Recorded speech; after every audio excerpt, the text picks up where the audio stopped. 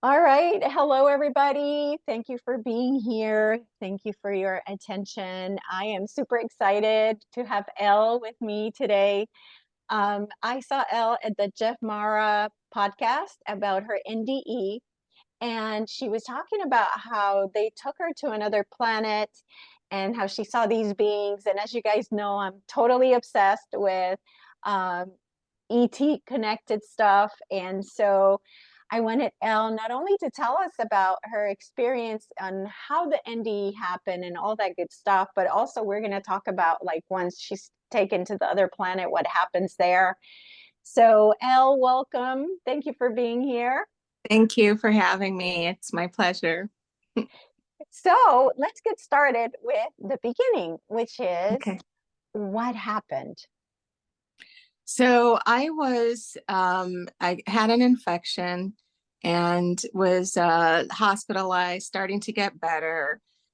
Something happened that shouldn't have happened. And then my oxygen started to go down, and I had kind of like an anaphylactic response and just didn't bounce back after that. I became septic. I had complete organ failure. My lungs became filled with CO2 at one point, but I was on life support and in a coma. And it was about a little over 2 months that I was in the coma. And Wow. so, yeah. And so, um, that's kind of where one life started and another life began. And so, yeah. Yeah, absolutely.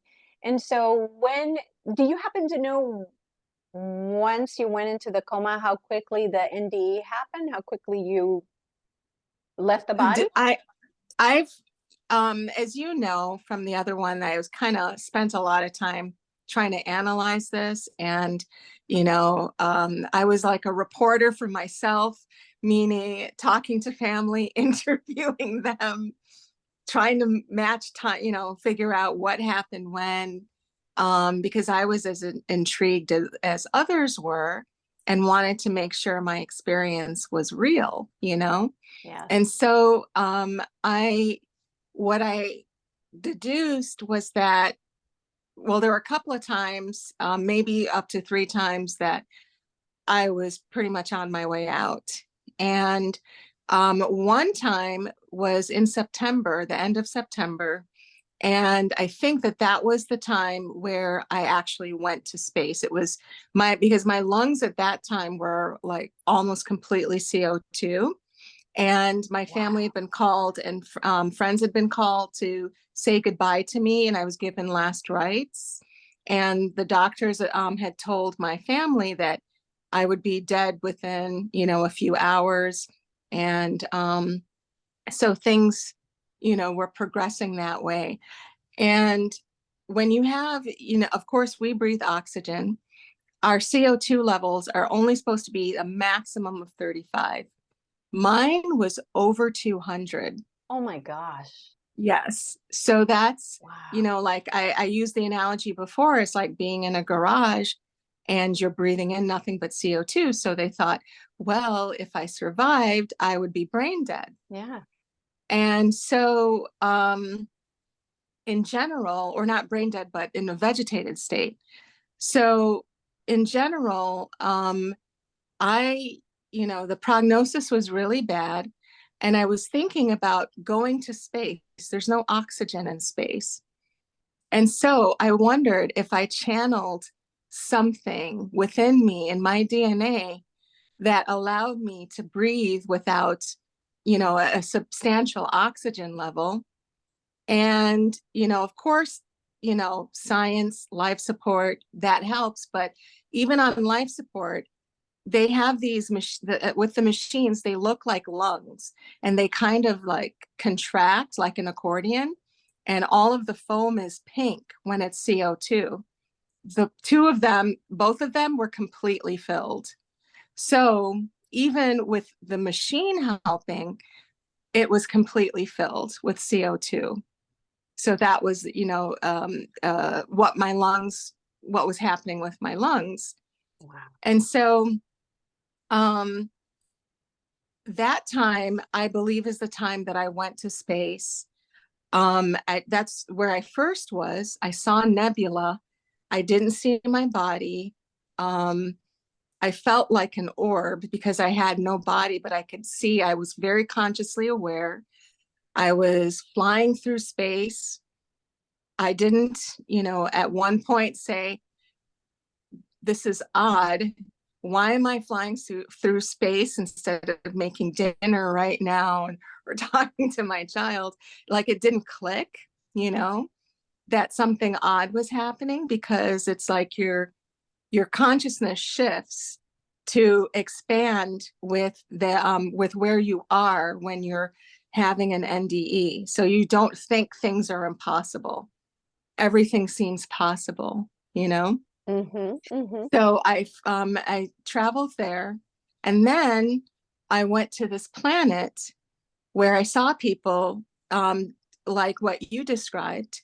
Well, not people, but extraterrestrials, Mm-hmm. like what you described, where their skin was translucent, but they were emanating. They were different colors, but they were not. They weren't, colors like us. They were vibrant colors, and they were emanating periodically different colors from their aura. And I don't know what it signified, whether it was like a mood or whether it was a genetic thing or a tribal thing or whatever, but their skin in general was translucent. And then some of them, at times they would light up with a different color or something like But that. it was only their aura, not within inside, Right. right? Inside it stayed translucent, but outside was where it changed the color. Well, inside it was translucent, but I don't know if the light was bouncing off of their skin, but their skin also looked that color, but it was, Oh, but it wasn't, but they were still translucent. So I knew right. it wasn't a part of their body. It was shining on their skin. Basically, it was coming, you Okay. know, yeah, reflective, I guess. So, Okay. And did they mhm. have any clothing? um, Clo yeah, I think some of them had some clothing. Okay. Was it Yeah. Mhm. loose or was it Yes. like spacesuit type tight? Mm, it wasn't a robe. I know it wasn't a robe, like it was Okay. more, I think it was a little bit more fitted. But it's kind of they not everybody wasn't the same, you Okay. know? Okay. Yeah. Yeah. Okay. So, but what I remember was it was more fitted. I don't know how fitted though. Okay. Yeah. So, did they have different, was the clothing all a specific color or was it different? I think the clothing was all of the clothing was a different color. Like not Okay. everybody's, like you'd find some that had the same color Mm-hmm. with each other, but it wasn't like it wasn't a uniform, like what people who know about grays, you know, it everything wasn't, the exact same thing. Okay. And were they floating or were they walking? No, they were walking. Oh, Mhm. okay. Did you feel a sense of family or a sense of I'm home or anything like that? Not with them. Okay. Um, yeah, I felt more like, and I didn't feel like they were my planet. They could have been, Mm-hmm. Mm-hmm. but I mean, you have family members who, you're not the closest to them, or you don't feel as connected to them. So I suppose it could be possible. Uh-huh. But I felt more of a sense of, well, when I was there, I was the reverse alien invader. So what I mean by that is, we see things about, extraterrestrials hiding behind a tree, or they're observing from a distance. So I was the extraterrestrial doing that. I was observing from a distance. I didn't really have interaction, but they did see me. But Okay. I was from afar observing them. And my guide was telling me, about the fact that they're different species, that, people from Earth are not the only beings in the galaxy, which I already, believe that, and that there are other species that have a cultures that, um, uh, just basic things, and to keep mind expanded, because collectively all species were created by a divine source and by a God, even though um, there was some genetic, interference with in regards to Earth, but that God, divine source, created all different types of species. Okay, so was this after they had you uh, become like the lily and the tree? I know you said in the Mm-hmm. interview that so was this after that? This was after, yeah. That's Okay. why I think this was close to the time where I was on my way out, because because this was the last thing that I remembered before, I was staring at doctors and things like that again. Mm. Yeah. So the lily and the tree and everything else, because one of the main messages that my guides were showing me in my NDE was our connection to everything that's alive. And that's connection not just by energy, but also by DNA. And that spoke to me about respect of all life, Hmm. and that, every life form has a different meaning for being. So, and that we can, so we need to consider that, and we need to take seriously what's our meaning for being here.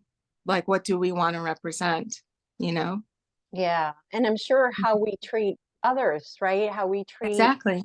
the tree frog or the Right. plant. Like we don't give Exactly. plants any we don't realize that they're living beings just like us. Exactly. Exactly. And we Yeah. don't respect them enough. And, you know, some are more intelligent than us, For Wow. example, trees. Trees have a higher consciousness than we do. They vibrate at a higher frequency than we do. They don't need to move around and get, hunt for their food or go to the, they don't have those needs. They can be still and just continue to grow and get energy from the sun and the earth, and they can expand. And they hold all of our history. So one of the things that was shown to me, because I was also told about different things that may happen in the future, was that scientists were going to try to connect in communication with plants, namely like trees, and try to actually be able to speak to them and get, historical information. So, Mm. Well, what's yeah. interesting is we already have psychics that do that. So,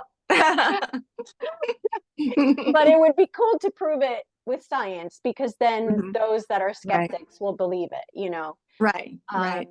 yeah, because I get messages from trees, not a lot, Hmm. but Hmm. some of them. I am a tree hugger. And Hmm. how did you feel being a tree? What did you learn from being or becoming one with the tree? I felt a sense of release and a sense of confidence and stillness and just acceptance of the way of things, basically. Mm. So there was a sense of like calm, basically. I was just going to say a sense of Hmm. peacefulness. That's what I get Hmm. from them. Yeah. Hmm. It's just peacefulness. Yes. Hmm. As with, Beautiful. when my consciousness was put in a lily, it felt more like simple and just floaty, as though if you can imagine yourself floating in a lake, the ocean or a pool, and there's really nothing for you to do. You don't have anything on your schedule, no commitments or any responsibility that you need to take care of, and you're just floating and looking up at the sky and having very, feeling simple, you know. Wow. Wow. So So mhm. so when you got pulled, or okay, well, that's a question. Did you get pulled from your body out into these experiences, or did by your guides, or did you yourself felt like you left the body? I And was felt it like I like a left. Yeah, okay, I felt like I left, and then kind of like, my guide showed up, and was kind of like, okay, she's about to come forward. And then I just automatically left and met my guide. I didn't even know what I was doing. I didn't know how to do it. It was just very automatic. And where the guide would, say, we're going to show you this or whatever. But instead of mm-hmm, really speaking a lot in words or telepathically in words, it was more, uh, it was kind of like a mental thing, speaking mentally. And instead of explaining in a long explanation or talking things through, it was more like, here, so you're in a lily, understand, basically. So it's more like that. And you understand by feeling and you understand by being.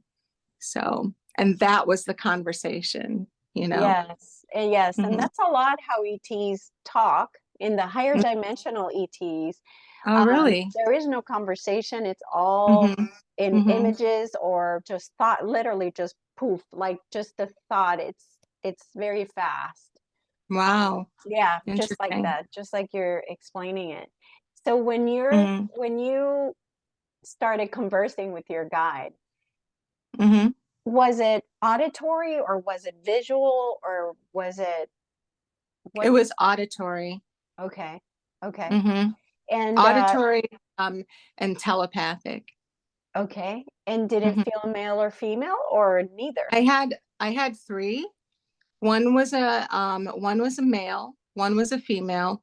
One didn't say very much. She looked just like my daughter, and or it could have been a he or a non-gender. I have no idea, but looked just like my daughter, and kept me kind of anchored. And the interesting thing is, after you know um, getting out of the hospital and having conversations with my daughter, she was telling me some very fantastic and amazing and, spiritual things that were happening with her while I was in the hospital and while I was in the coma and having my near death. So I felt as though that kind of validated for me that there was a cord between she and that guide was to keep me anchored, Yes, because yes. I thought it was my daughter. And so with the transition that happened in my mind, I wasn't thinking, oh, there's something wrong with me. It just, life kind of carried on. Mm-hmm. And because your mind expands and your awareness expands, you don't think certain things that are obviously a little impossible and seem crazy, they're not. So I didn't know, about that I had transitioned. Yes. Wow. Wow. So then it was the guides that then pulled you out and well, you said you left, but then the guides were Mhm. there. And Mhm. that's when they started telling you to morph with the tree and morph with the Right. lily. And Mhm. Fish. oh, okay, fish. Mhm. Yeah. Hmm. I was placed in a fish Mm-hmm. that was in a tank, and the fish's feelings were very, I think we all should be a fish at some point, Well, because it very few thoughts, no complex thoughts whatsoever, mm-hmm, mm-hmm. just looking, Yeah, yeah, yeah. Interesting. Do you think they had feelings, the The fit. fish? Oh, that's a really good question. Yes. I remember feeling a sense of just like, uh, it was kind of like ambivalence, and but also kind of like a little bit happy or content. Content is the word. Hmm. Yeah. Hmm. Hmm. Hmm. Yeah. Interesting, because I've had people that were fish in another Hmm. lifetime when I was doing the regressions, and they did have feelings. Like, you know how they say, "Oh, you can fish and throw the fish back in the water, and they don't feel Hmm. anything." Hmm. Mm-mm.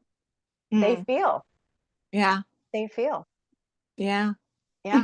Yeah. So interesting. They had you be a fish. Is there anything else that? um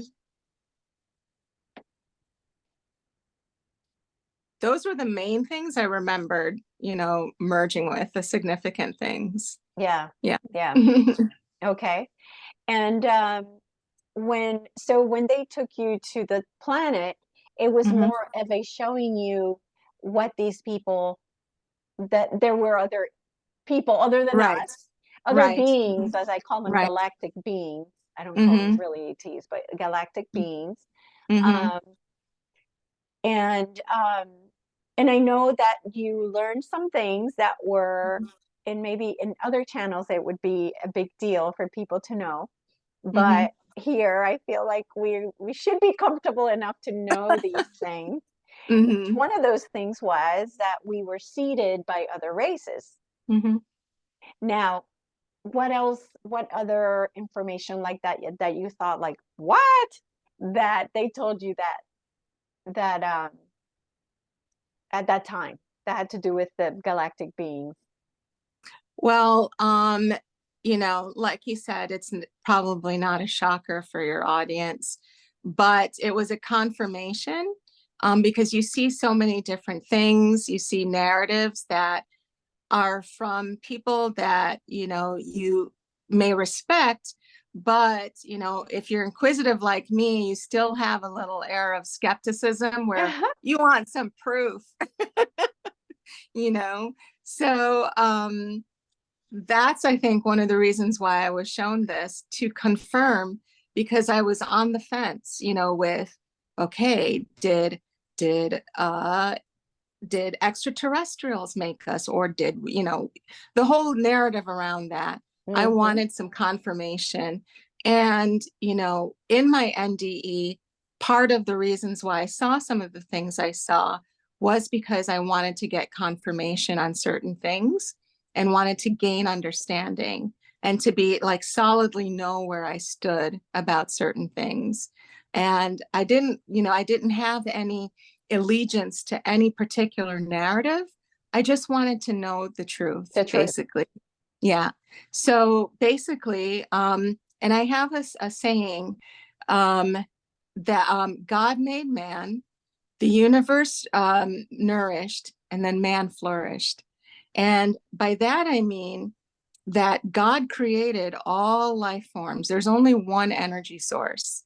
Yes. There's only one, whatever you want to call the being. We are extensions of that, as though we are rays of sunshine, basically. Yes. And there was some interjection.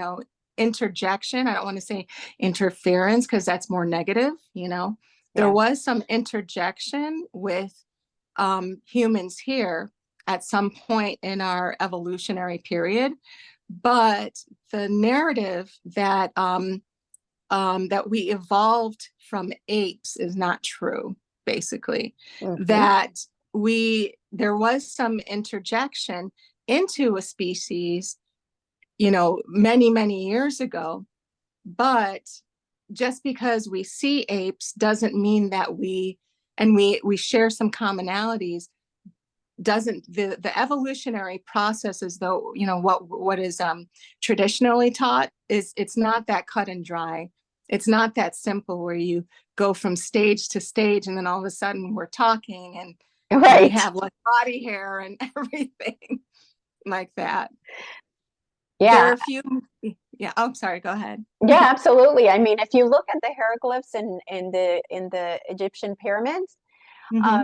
there is actually a part where they show the DNA loop, and then they Mm, show the Anunnaki, and then mm. they show, yeah, so the Anunnaki are the taller ones, and if you look, they show us, the adults look like kids next to the Anunnaki, and Yeah, they're, the Anunnaki is a true race. yes, yeah, Mm-hmm. yeah, Mm-hmm. and then you see the DNA in the middle, so it's the representation that the Anunnaki had played with our DNA.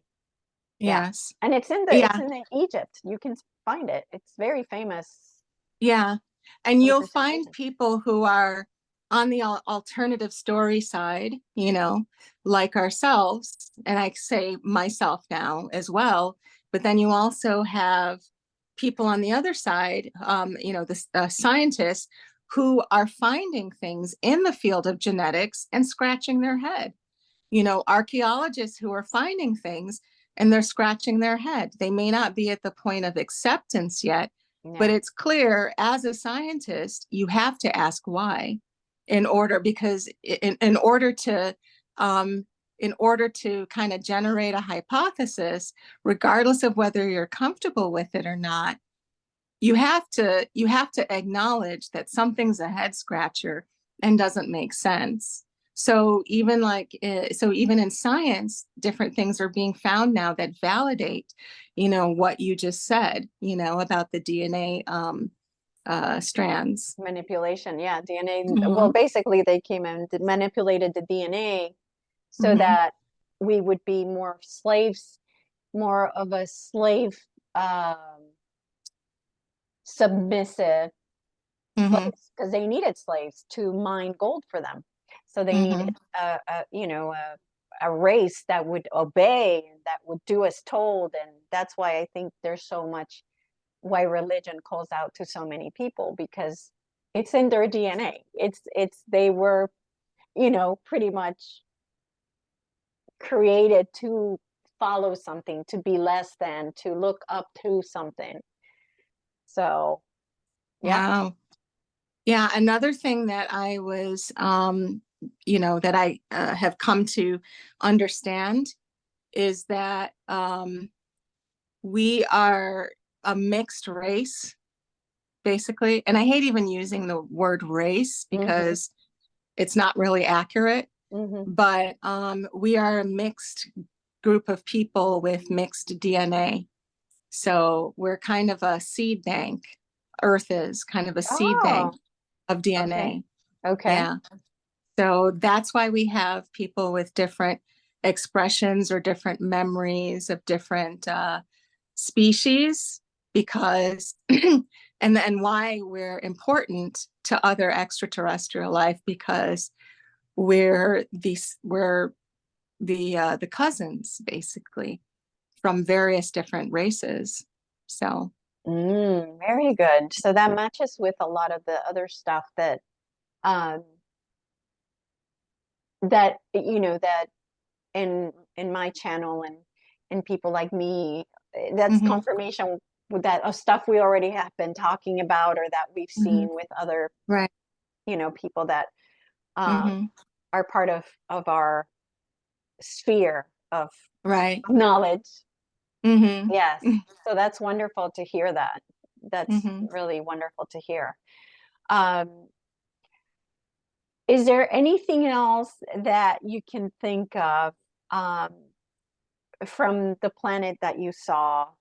Were you able to see the planet as a whole? Like, did it look like Earth, or did it look more? Because in some of the regressions I've done, people Mhm. will arrive at crystal palaces, Mhm. or they'll arrive, so I always wonder, like, well, what did it look like? What did you see? Any Right. buildings? Did you? Yeah. Yeah. I saw buildings, but I didn't see the planet as a whole.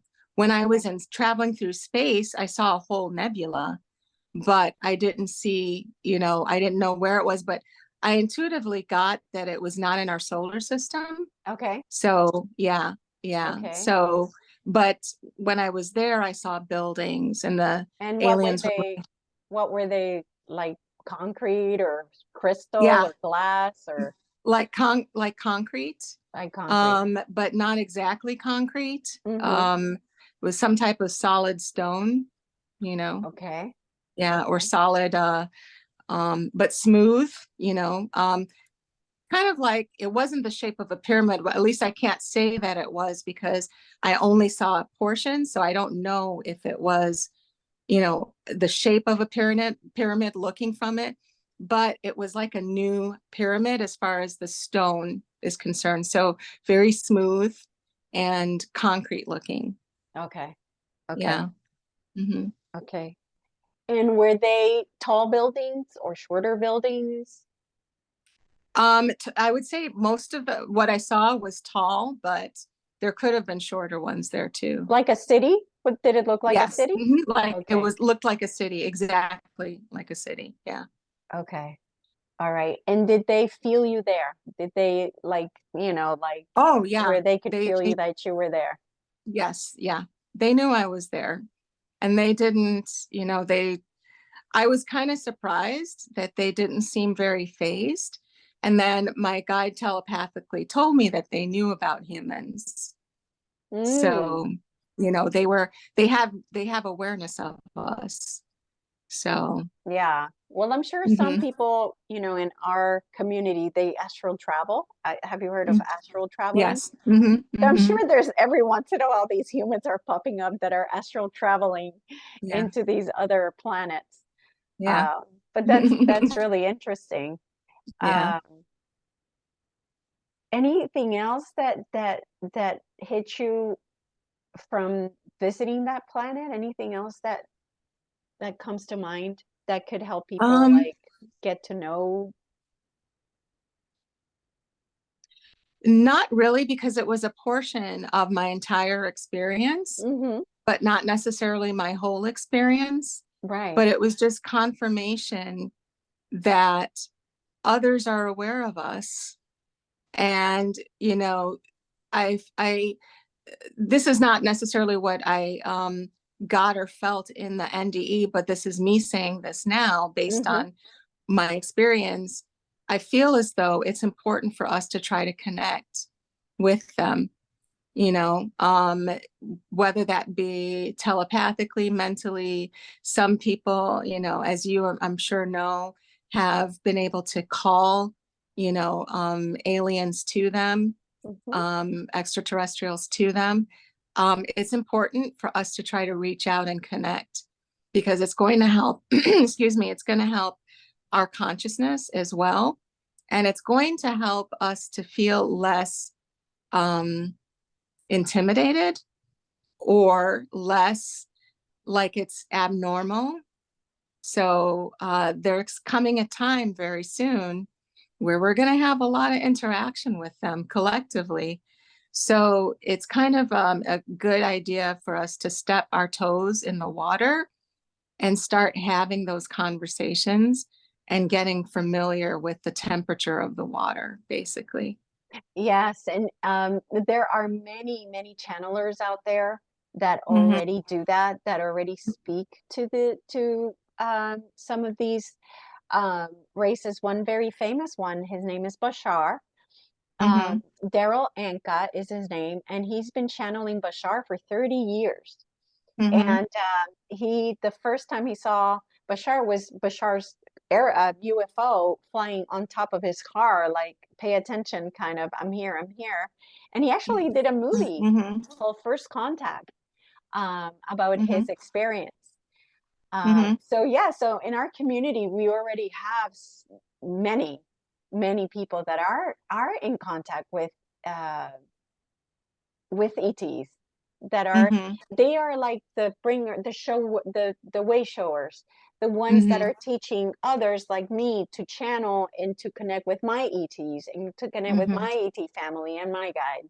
hmm So um so it's very exciting. I also know of someone that actually has been contacted um physically. The hmm person is not ready to come forward, but this hmm person was physically like three beings came and talked to him like in person, like physically. So hmm it's happening, it's going to happen, it's super exciting. hmm And different people say different time frames. I know that they gave you somewhat of a time frame when we would hmm have contact. hmm hmm Um, Yeah. which was when? I forgot. I wrote it down and By the end of the year. oh, okay. Hmm. Okay. Yeah. And I said that something significant was going to happen in April last Uh-huh. month. Hmm. And I hope that it would have been ET oriented, but I wasn't totally sure. Hmm. But then after that podcast, I got messages from, a couple of people sending me an article of somebody, a whistleblower, I guess, with the military who was on TV that was saying that we definitely had some contact and this and that and the other, and what have you.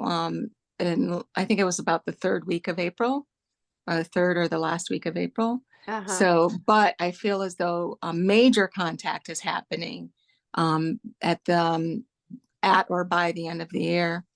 And that being said, I know there are other people who have various different or getting different messages. And one of the things that I want to convey is that people need to understand that when people are giving messages, we're living in a time that's so rapid fire, timeline shifting, Yes.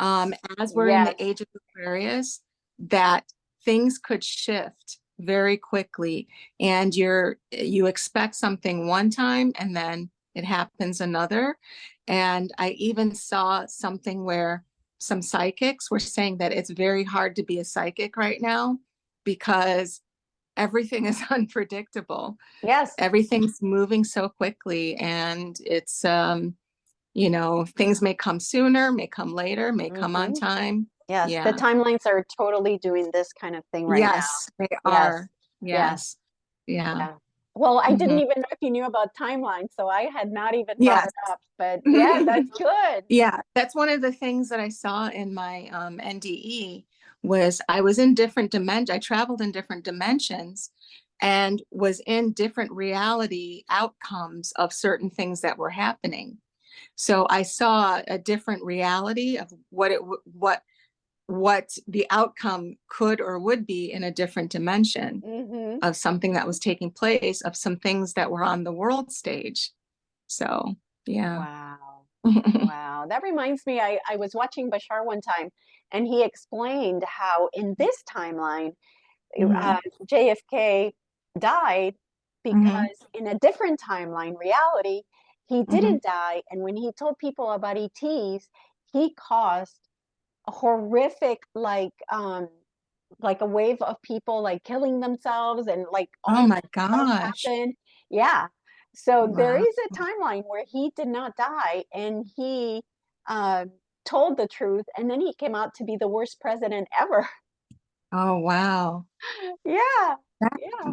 that's intense. That is intense. So there are different realities out there Mhm. happening. And And we are also in different realities too. mhm, We mhm. we are we exist. There's another you Yes. that stayed in corporate America in a Yes. different dimension. Yes. Yes.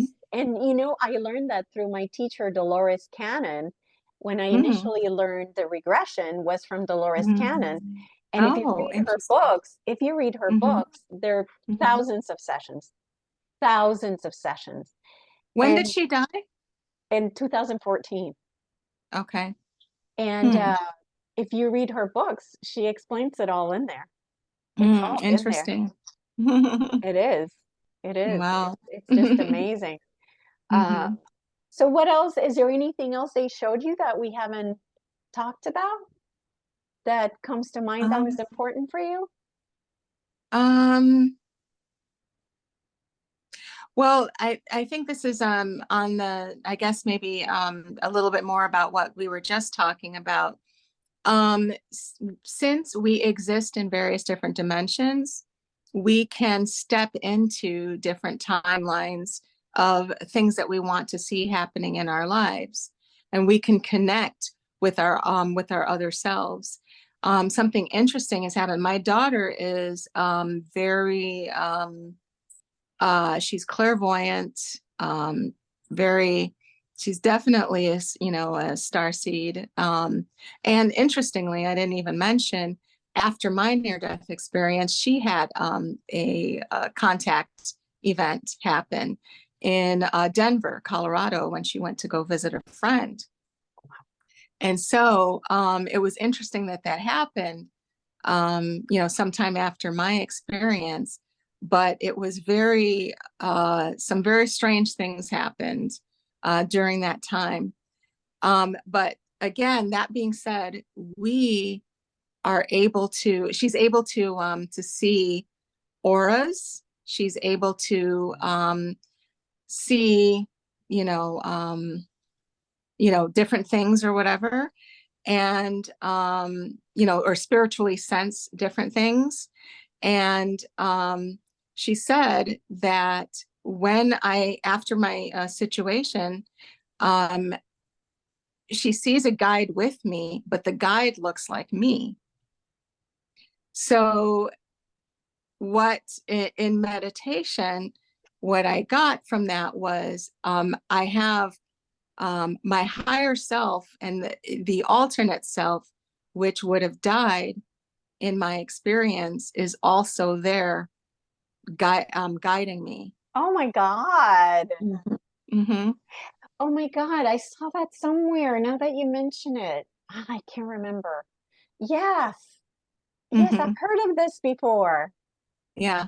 That's So that was amazing. very interesting. I never would have thought that that could have happened, but it did, and so we have to, that being said, we have to realize our power as human beings, as pseudo human beings, whatever.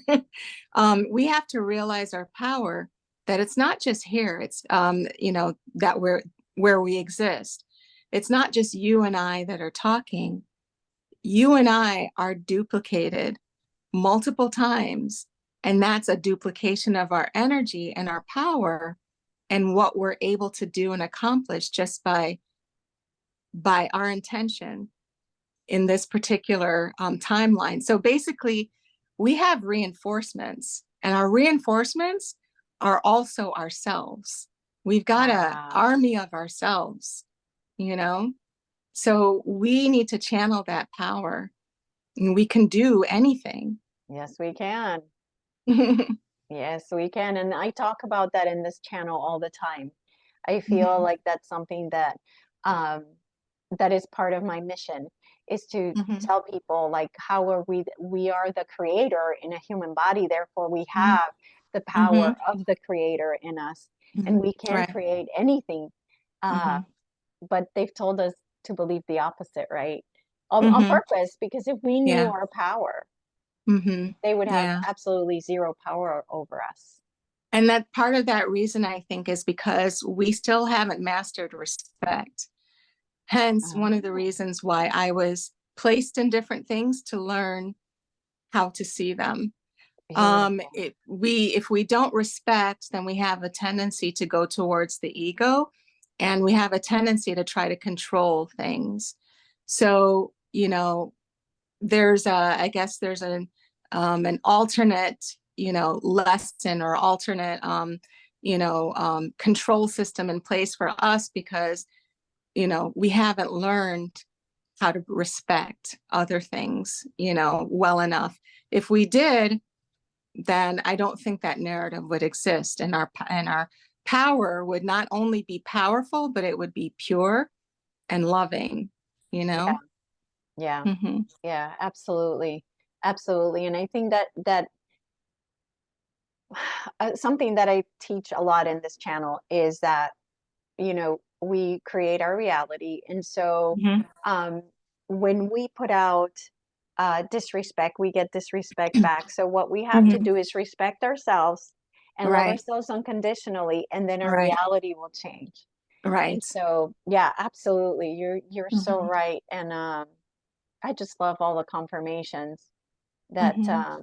that are coming. And I don't know if we talked about this before I started recording or not, but did we talk about that we are not in dystopia, that right now Yeah, this is in dystopia? that was before we started recording, Okay. and yes. So yeah, so people know in the interview with Jeff, you said that you were shown that that we are not going to dystopia like we feel we are. Hmm. We are in dystopia now. So Hmm. what were you shown, or what was the message, or about that? Yeah, I was shown a lot of horrible things in a way to enlighten me about some of the things going on in the world. For example, I didn't know about organ harvesting before, and I saw something having to do with organ harvesting that is actually taking place in the world now. And it was in a building overseas, and I saw, different things. But my guides were also protective. So it was just to show me, but not Right. freak me out. You know what I'm saying? And so, anyway, so basically, we are in a dystopian society right now. If we can collectively elevate, channel, hopefully, when we have a contact event, they're going to help us out, Hmm. things like that, then we'll be moving out of a dystopian society. But we're actually in a dystopian society now. We have a lot of different horrific things that are going on, either overtly or covertly. And so um, it's good to be aware, but also we should not be despondent or feel like, oh man, it's just going to get worse or whatever. Actually, the energy of the universe and God are trying to work on it getting better. And a lot of people, I think that's a lot of enlightenment that a lot of people are seeing now, down to even little things where, like, yes, social media can be horrible, but also certain social media is making people more aware to a lot of injustices that are going on, and making people say, wait a minute, this is not okay, Yeah. and they're feeling it in their heart. Yeah. So, yeah. Yeah. Absolutely. Mhm. Absolutely. And I hope that um, that people uh, realize that we are going to a better place. And in this channel, most people know that, but I feel like Mhm. if this video makes it elsewhere, Mhm. that people are aware Mhm. that we're going to a good place. Mhm. The other thing that you mentioned that I loved was that we are a mycelium network. So what Mhm. did you see that like, how do you explain to people that we are one, that we are a collective but separate? Like, Yeah. So, I'll explain in case people don't know what a mycelial network okay, is. yes, please. So mycelial network exists in life like mushrooms. Mushrooms are considered a mycelial network because they're individual when they grow, but they're connected together under the ground in a root system that can connect extremely far and wide, and they communicate that way. So they have kind of their own communication system, and they are, there's a sense of responsibility for growth. There's a sense of equalness and nourishment. There's a sense of all of those things help mushrooms to flourish, basically. So, in the same way, we're a mycelial, excuse me, we're a mycelial network because we're connected not only by DNA, but we're connected by energy. We all come from the same source. So, regardless of the species, regardless of DNA related things or whatever, we are connected to that one source. That one source is the creator of everything. So there's no way, even scientifically, it doesn't make sense that you can cut off an energy source and then it can be completely separate somewhere else. That's not how energy works. Hmm. So we're all connected, and we all are a frequency of a divine source. In certain spiritual texts, um, sonnets are really emphasized, and songs are put together by frequencies. So we are a frequency of a song that's created by our creator. So when you put us all together, we resonate in a song, in verses, and words, things like that. So there's, that's another way that we're connected to the same source output, basically. Yes, beautiful. I just loved it when you kind of described it, that we are, that's what we are in Mm-hmm. essence, because I feel like people, when they came here, they forgot that we are one. And that's the Mm-hmm. idea, right? Is to forget, Mm-hmm. but then to become Right. supportive of each other and love each other. Mm-hmm. Because Yeah, when we support and love each other, then we all grow together, you know? exactly. Yeah. So, And, we could philosophically, discuss between people as to whether or not we should have forgotten or whether or not it was a mistake to forget. yeah.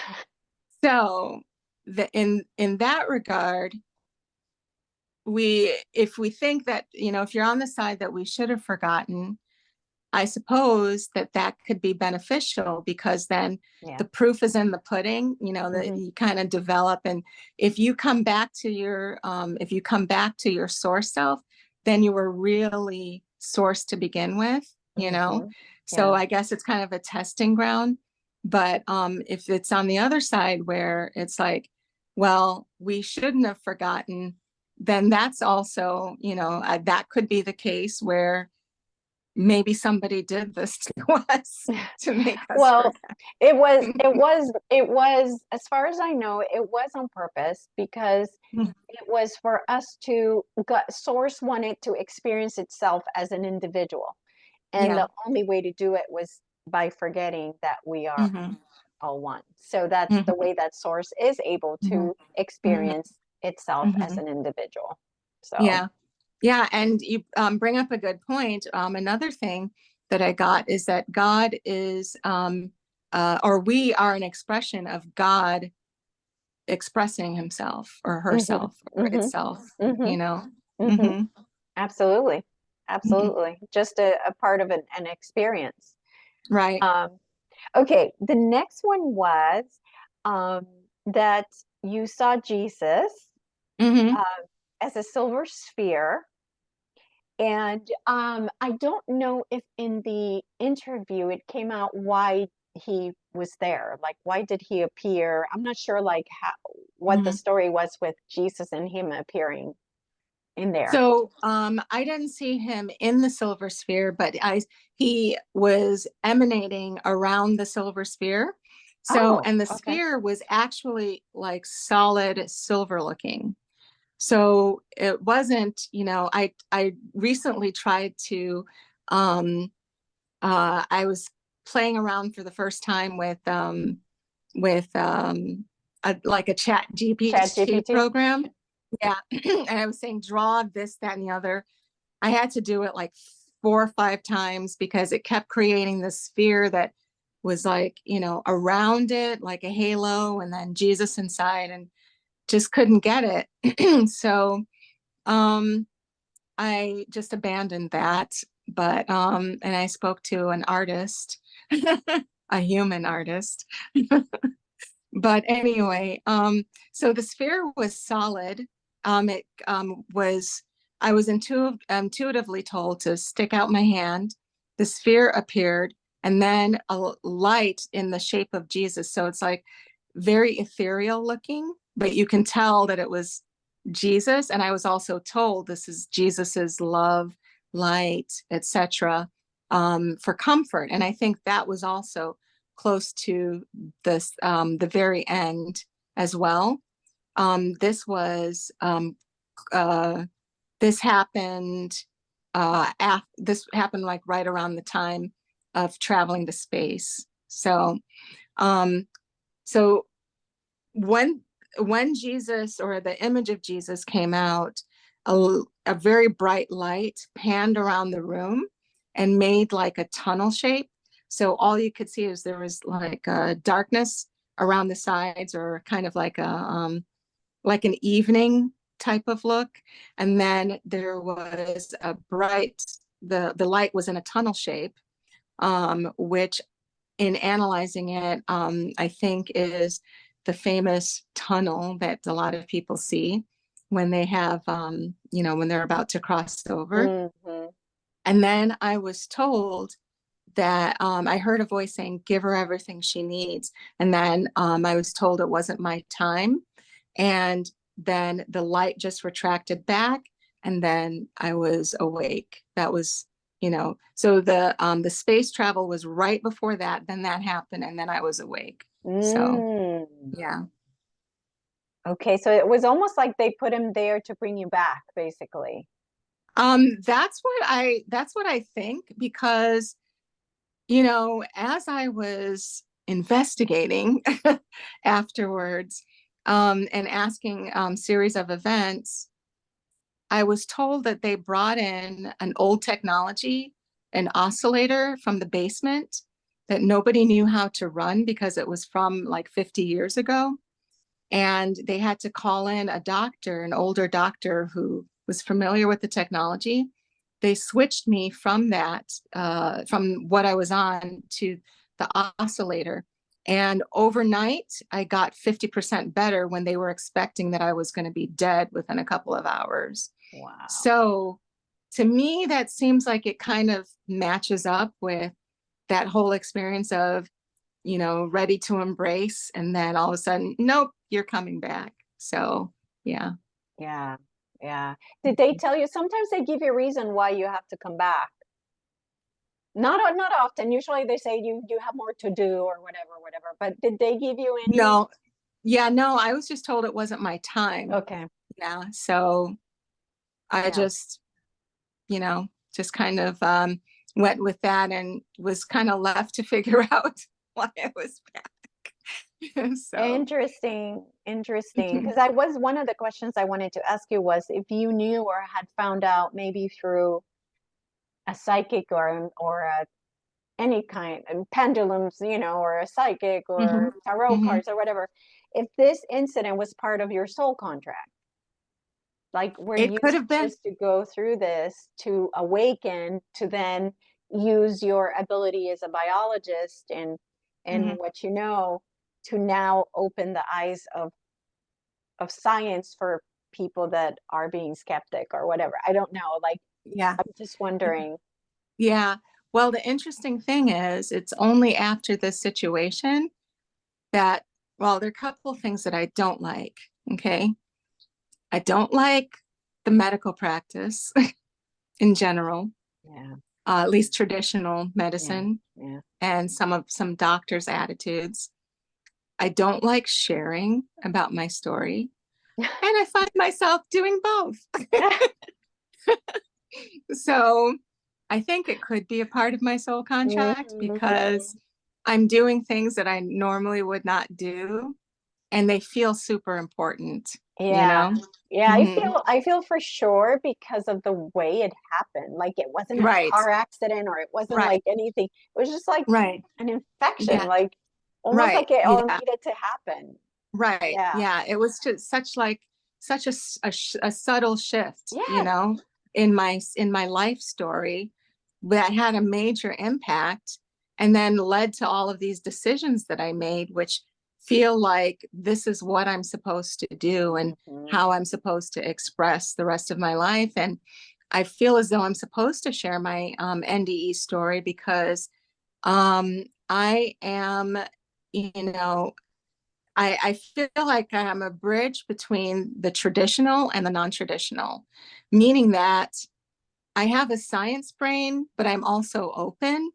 So I have a Yes. healthy degree of skepticism, but also I know their life is bigger and more expressive than than we realize on a daily basis.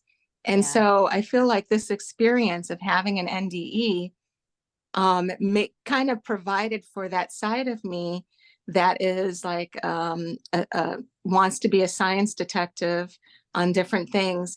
Like it provided the conversation or the confirmation where I feel like I'm not talking out of the side of my neck, Right. where I'm where I'm actually like I experience, I can say wholeheartedly, this is true, this is, you know, what I see. This is what I understand, Yeah. and this is what, I believe. So, Yeah. yeah. Yeah. Hmm. So, have you shared this with your religious friends? Because I know coming into it, you were, right? Weren't you like very religious? Or not very, but you Hmm. were, you were. Yeah. I was somewhat, I was open, but I was, in a dogma. You know what I'm saying? Yeah. Hmm. Yeah. So, yeah, I have with some, and um, because they know me, they've been respectful, and they know that, I'm not just making something up. So they respect that, but also, some of them don't know what to say, Hmm. So it's Yeah. because of because of the things that they believe traditionally. Yeah. Yeah. Yeah. Yeah. The Yeah. fear is real. The fear that has Yes, been ingrained in them is real. that's a good way to say it. The fear Hmm. is real. Yeah. Fear is real. Equally on the other side, I have a cousin who's an atheist, and he's still an atheist, which I have to honor and respect that. Yes. Why? Yes. Because that's another thing that I learned in my NDE is that everybody is on a journey. So Hmm. it's not for anybody to tell anybody else what to do, what to think. Somebody says something, if you don't understand it, or if you don't, if you're not where that person is, you respect it anyway Yeah. because that's their journey, Yeah. and they're very, just like their various dimensions, there are various ways of understanding something, and everybody, just like they're, everybody has a different NDE experience, Yeah. so Right, yeah. exactly. Hmm. Even the NDE experiences are different, Hmm. and because Right. they're definitely based on the person's belief system. Hmm. As I was Hmm. mentioning to you before, your guides are not going to come and shock you if you're ultra religious. They're not going to come Hmm. tell you that he seated us. Like that would, Hmm. like, you Hmm. would come back and go insane. Like you would not, Yeah. So, Well, actually, what I have found is that it's not based on our belief system. And this is the reason why. There oh, okay. have been some people, there have been some people who have had a certain belief system that when they had their NDE, did experience something completely different and then Oh, abandoned their belief system when they survived. But what I do believe, it's based on our DNA and energetic connection to our ancestry, our ancestry and our source. So, for example, for me, I identify as a human being, but I went to space. So I always felt like I was a star seed. So this kind of confirms it for me. But I already had those kind of thought, patterns of the possibility yeah. of that being the case. Hmm. Um, but there are some people who, you know, were not religious, were atheists and went to hell when they didn't even think hell actually existed. Or when I say went to hell, not actually traditional hell. They Hmm. went to a dimension or a place that resonated with a frequency that was not so pleasant, Right, basically, you right. know? Yeah. And so I think it's more based on our DNA, our familial, Mm. ancestry pull, things like that, and maybe even a past life of who we were and things like that. Okay. Okay. Yeah. Very interesting. Very Mhm. interesting. Um, Another option I'm thinking too could be that in this lifetime we chose to have an NDE that came in and shook our belief system Yes. Hmm. as well, so Yeah. that to see how we would grow from Hmm. that, I guess, Right. as Yeah. well. Hmm. Yeah. Yeah. Yeah. Like, we could have chosen for this to happen. Yes, Oh, exactly. I mentioned that before. The year before this happened to me, I was literally a stressed out mom, just, like doing the work that I was doing and just kind of like, I'm tired. And I literally prayed, and said, I want a break. I don't want any responsibilities for a while. I just want a really There you good go. long nap, long sleep. You got it. I sure got it. We are creators of our reality, and our Yes. words are spells. Mhm. So Yeah. yeah, yeah. Yeah. Mhm. All right, let me see what else do I have here. Something else that you said was that the other side felt more real. Mhm. That was interesting. So it Yeah. feels like this was more of a dream, and that's more of like the real Mhm. Yeah, because it essence. was, yeah, um because things were like more things were possible.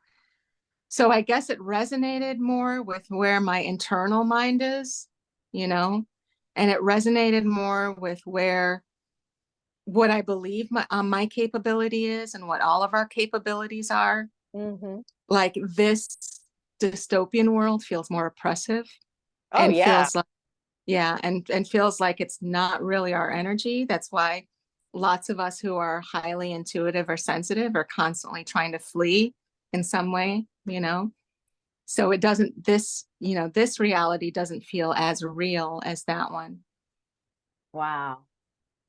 Hmm. Wow. And I think also that we know deep down inside that we are unlimited, that we are source. So it's Exactly. almost like when you are not in this body, you are source. So then it feels Exactly. real. And this is just like that constricted version of You, source. you said that perfectly. Yes. Yeah. Hmm. Yeah. Incredible. Okay, let me see. So, and I think we talked about this already. We don't need to assert our authority over people. So we talked about that because that's really important for me. Um, Hmm. okay, we choose to keep coming back. Hmm. So that's something that I think it's important for people to know that that we do choose to come back and tell us the reason. When my daughter was a preteen, I told her that um, that we choose to come back, and she didn't speak to me for probably like a whole 24 hours. She stormed out of the room. She was really mad and saying she wouldn't choose to come to this place. Like a real star seed. Right. Right. Yeah, they But like being um here. right. But we do choose to come here because our souls in our higher forms, in our spiritually elevated, angelic, whatever form, realizes that we need to refine ourselves, our souls. And so we're willing to do, in that state, we're willing to do the work, and we're willing to do what needs to be done in order to refine our souls to the point where it's ready to um, merge with source in the highest frequency form, in the highest angelic form or energy form possible. And because we've gone through all the refinement that we need to, and Earth is a boot camp. So when we come here, forgetting all of that, we're just like, this doesn't feel right. Hmm. But we actually chose to do this because we know what's good for us, and what we Absolutely. need. And the ultimate goal is to become our light bodies again. So we have to go Yes. through it. Hmm. Yes, absolutely. Hmm. Awesome. Is there anything else that we haven't talked about that you feel people need to know that is important? Well, like I said before, that everything is going to be okay. So everything is strange, but everything is going along the way that it should. And that we need to trust in that and have faith in that. Beautiful. Mhm. Beautiful. If people want to get a hold of you, how can they reach you? Um, my website is called URL, the letters, 1111.com. And you can also email me at less than the number 1%, 1111 at gmail.com. Okay, less than one. And then the percent is Is the word spelled out percent? percent. Mm-hmm. Okay. At Gmail.com. At gmail.com. Yeah. And the website is URL1111.com. Okay, Mm-hmm. got it. Because I'll put it in the description as well. Okay. Awesome. All right. Well, Elle, this was been has been fantastic. I've enjoyed so much our conversation, Me and too. I am so grateful for your presence. And Thank you. thank you everybody else for listening. If you enjoyed it, share it. We're here to help humanity, and remember that I love you. Bye, everybody.